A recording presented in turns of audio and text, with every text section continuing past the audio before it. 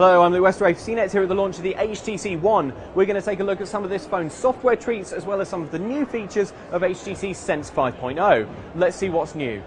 Alright, so in terms of new software, the first thing to talk about is what HTC is calling Blink Feed.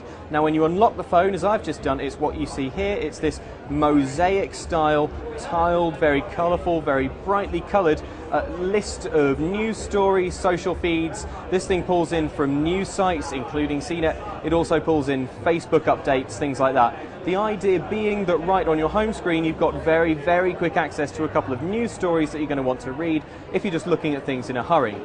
This is very customizable as well. You can see if I tap just here, I can choose the topics and services that I want. So here are individual news sources.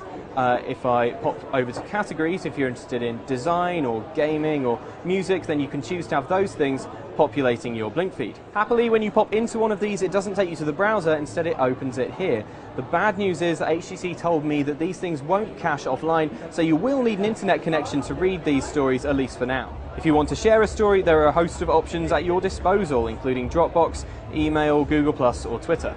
If you hold down on the home button for a moment, then it takes you to a Google search. This might be Google Now once the phone gets a software update. You can actually use the HTC One as an infrared remote control. When you send a signal to your TV, you'll see this red flash at the top, which lets you know the signal's been sent.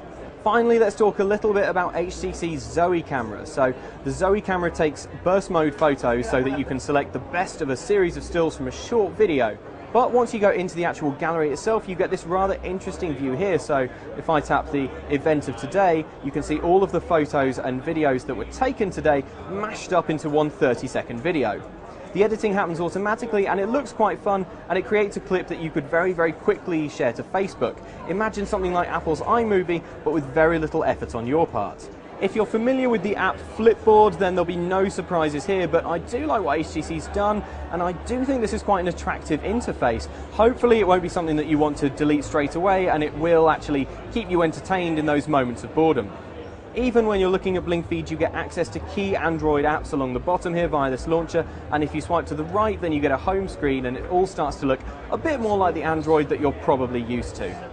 The app interface has been given a bit of a redesign as well. You can see HTC's famous weather widget now has a minimalist, monochrome style, and these apps look a little bit more spaced out than they did previously.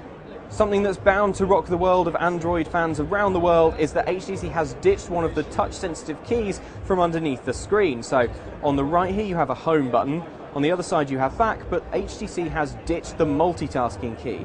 So how do you multitask now? Well, it's not too much trickier. You have to double tap this home button, and that brings up a list of your most recently used apps. If you hold down on the home button for a second, you get access to a Google search. Okay, there you have it. Those are the most interesting new software features with this phone. I'm Luke Westray for CNET, and this guy is the HTC One.